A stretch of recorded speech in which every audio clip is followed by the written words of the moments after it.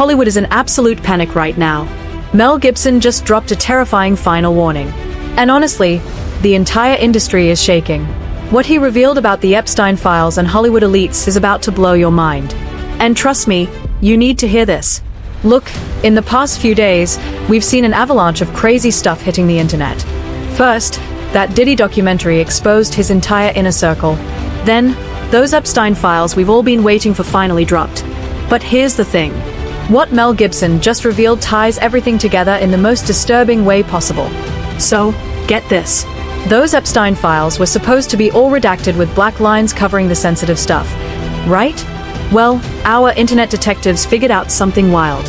You could literally just copy, paste, and read the hidden text. Yeah, the censorship failed big time. And now the truth is spreading like wildfire across every platform.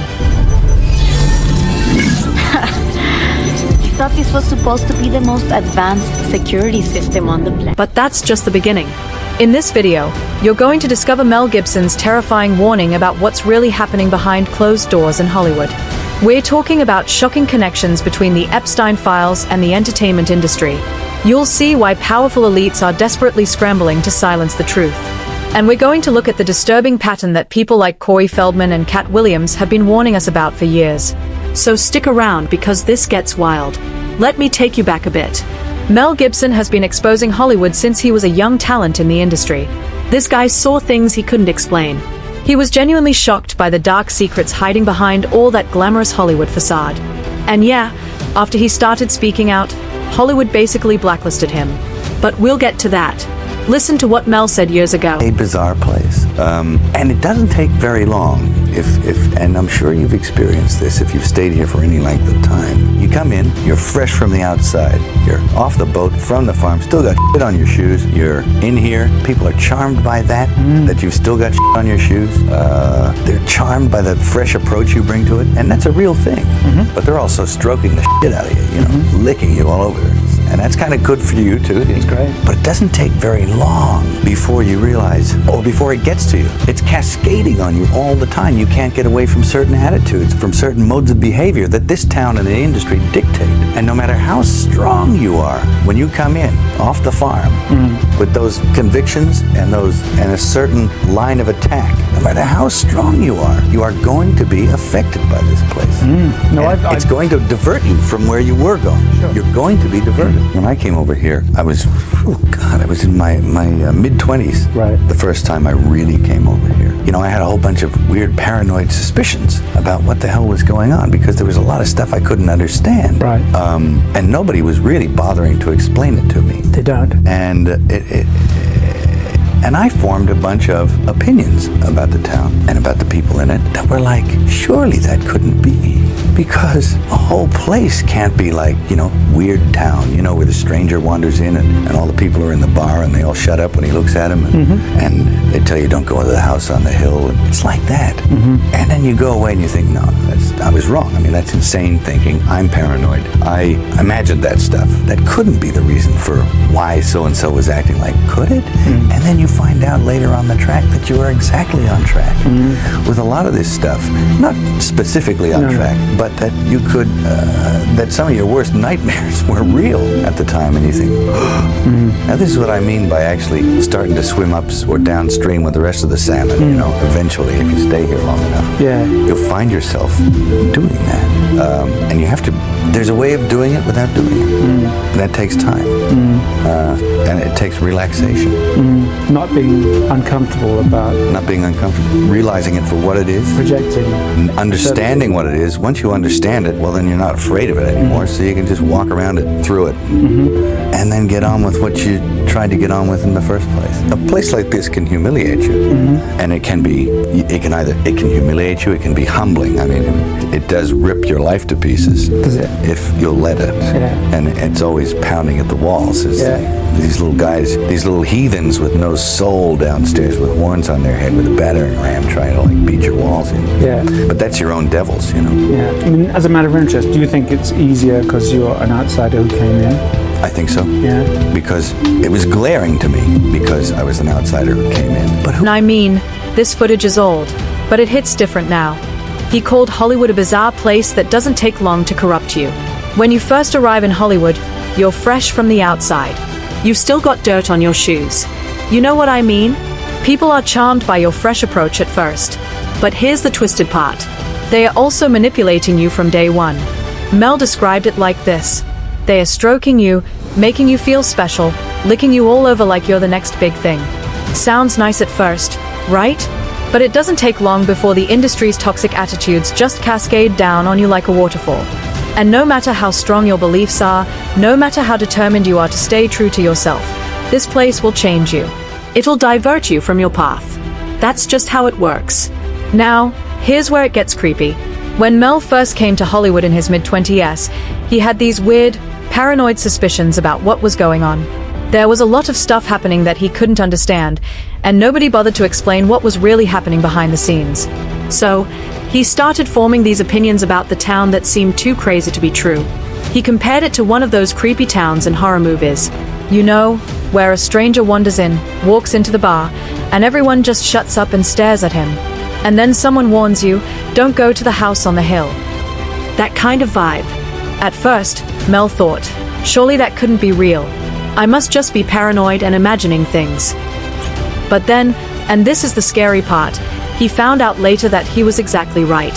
Some of his worst nightmares about Hollywood were actually real. Let that sink in for a second. The whole industry, I mean, it's a very strange place, Hollywood. But it's an odd place. And you imagine all these horror stories there that you think, boy, it seems as if I'm being sacrificed over here. No, that couldn't be true. And then you realize that it is true. And you have to, I just left for a while and took a couple of years off, bought a place down in Australia and started digging holes and putting up fences and birthing cattle and all this kind of stuff. And it was fun, you know, it was fun. It was great, and it was a good breather, you know. Yeah, and then of course the comeback, what a comeback, Lethal Weapon. It wasn't bad, was it? I had a gut full of the whole industry. He said Hollywood is a very strange, odd place. You start imagining these horror stories and thinking, it seems like I'm being sacrificed over here. That couldn't be true, right? And then you realize it is true. That's when he knew he had to get out. He actually left Hollywood for a while, took a couple years off completely, bought himself a place in Australia, started digging holes, putting up fences, helping cattle give birth, just normal farm stuff. It was his way of escaping the madness and getting back to reality. Alright, now let's talk about these Epstein files that just came out because they are connected to everything we're discussing. First up, Bill Clinton. The new files expose his deep ties to Epstein in ways we hadn't seen before. There are new photos showing Clinton in a swimming pool and hot tub with Epstein and Ghislaine Maxwell just hanging out, being buddies. And get this, victim testimony in the files claims that Epstein once said, Clinton likes them young, referring to girls. That's a direct quote from the documents. The files also confirm that Clinton invited Epstein to the White House multiple times. He flew on Epstein's private jet way more than anyone previously reported. This completely contradicts everything Clinton's team has been saying for years about how he barely knew the guy. The evidence is right there in black and white. But it's not just politicians. There are also unseen photos featuring huge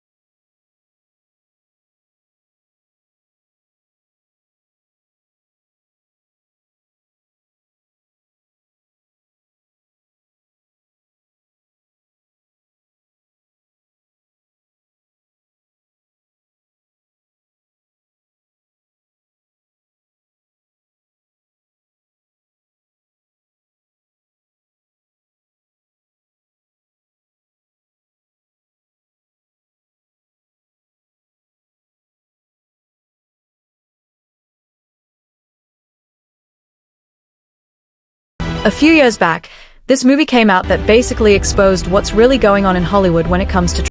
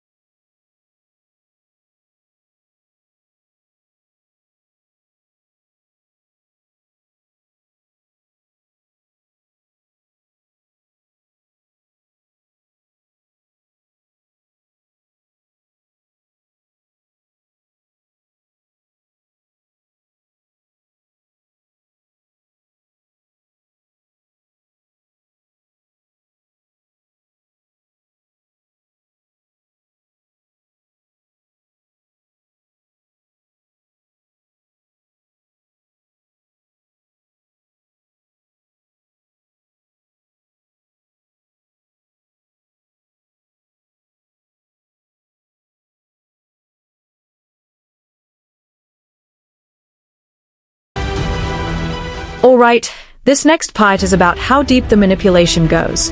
Cat Williams and Joe Rogan had this fascinating conversation about Hollywood's humiliation rituals. And when you hear what they said, a lot of puzzle pieces start clicking together. Joe Rogan broke it down like this. Propaganda in Hollywood movies is built into the ingredients list. If you want to make movies about certain subjects, you have to be willing to work with some people. Basically, it's a deal with the devil. You become a propaganda arm for powerful interests, and in return, they don't mess with you. They let you succeed. But here's what Cat Williams said that really opened my eyes. He talked about how it's not about how people feel about the ritual.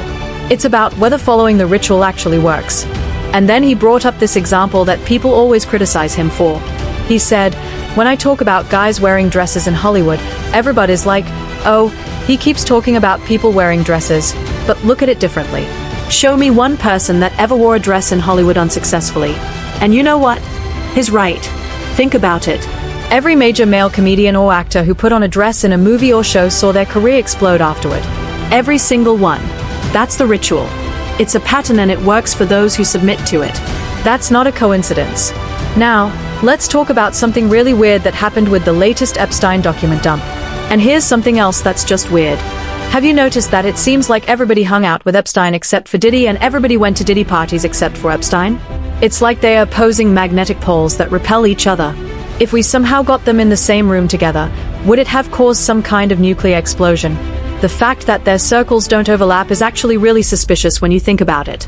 Tell you that the number one problem in Hollywood was and is and always will be that's the biggest problem for children in this industry. The casting couch even applies to children. Oh yeah, not in the same way. It's all done under the radar.